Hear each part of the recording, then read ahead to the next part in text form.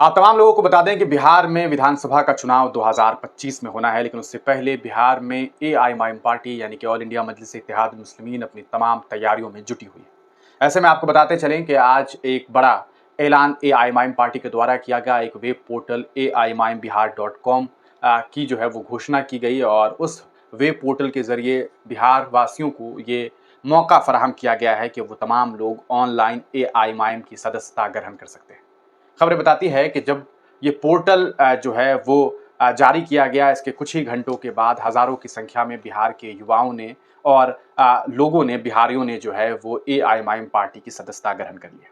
इस मौके पर आपको बता दें कि एआईएमएम बिहार के प्रदेश अध्यक्ष अख्तरुल ईमान साहब और साथ ही साथ आफताब आलम साहब, उनके अलावा आपको बताते चलें कि युवा जो बिहार के युवा अध्यक्ष हैं एआईएमआईएम पार्टी के आदिल हसन साहब, साथ ही साथ तिरहुत के प्रभारी राणा रंजीत सिंह और उनके अलावा दीगर एआईएमआईएम पार्टी के नेता इस मौके पर मौजूद रहे और उन्होंने इस पूरे मामले को लेकर के एक प्रेस कॉन्फ्रेंस भी किया।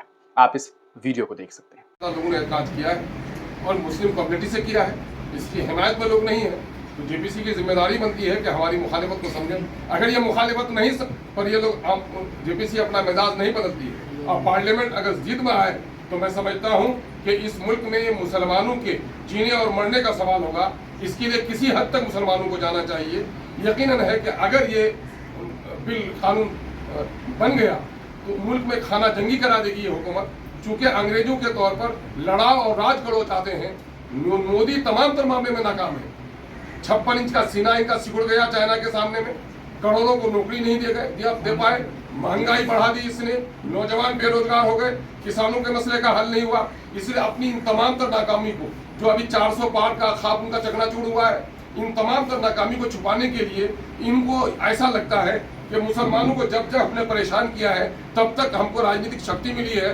बाबरी मस्जिद टूटी तो 288 में पहुंचे थे, गुजरात में खून बहा था तो दिल्ली तक पहुंचे थे। इनको लगता है कि वक्त बिल के जरिए से फिर हम मुसलमानों को लड़ा देंगे और फिर से हम अपनी पुरानी शक्ति लौटा के लाएंगे। ये उनका ख्वाब, जो मुंगेरी लाल का सपना, वो नहीं देख पाएंगे। मुझे विश्वास है इस देश में हिंदू भी अमन चाहता है, सिख भी अमन चाहता है और मुसलमान भी चैन की जिंदगी गुजारना चाहता है।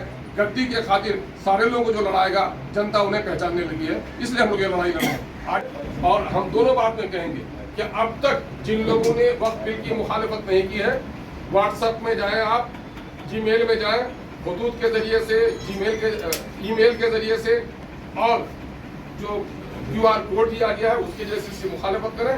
साथ ही पार्टी ने हमारा जो QR कोड जारी किया है, इस कोड के जरिए से ऑनलाइन मेंबरशिप में शामिल होकर इस पार्टी को, जो पार्टी बिहार के मजदूरों को, दलितों को, गरीबों को इंसाफ दिलाना चाहती है, उसका साथ दें। हमारे मेहमान हैं आज के जनाब नागमनी साहब, मैं गुजारिश करूंगा उनके अपने ख्यालात का इज़हार करें। आपको बता दें कि इसके अलावा वक्फ बिल को लेकर के भी काफ़ी सारी चर्चाएं हुई और सीधे तौर पर अख्तरुल ईमान साहब ने इस बिल को जो पेश किया गया था सदन में, जो पास नहीं हो सका, अभी वो जेपीसी के अंडर में है और आने वाले वक्त में उसे कानून बनाने की कोशिश की जा रही है। उसके खिलाफ जो है अख्तरुल ईमान ने अपना बात रखा और उन्होंने कहा कि ये कानून सीधे तौर पर मुसलमानों के धार्मिक कार्य में हस्तक्षेप है और मुसलमानों के हक और हुकूक को ख़त्म करने की एक साजिश रची जा रही है।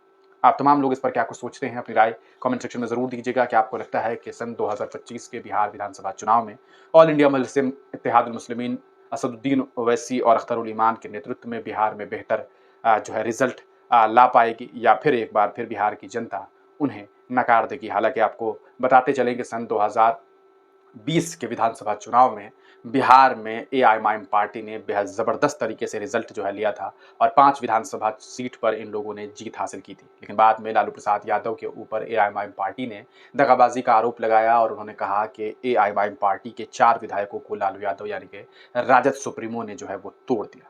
आप तमाम लोगों को क्या लगता है कि क्या 2025 में उन 4 लोगों का बदला बिहार की जनता लेगी या फिर एक बार फिर अख्तरुल ईमान साहब एक इकलौते विधायक बन करके बिहार में रह जाएंगे? अपनी राय कमेंट सेक्शन में ज़रूर दीजिएगा।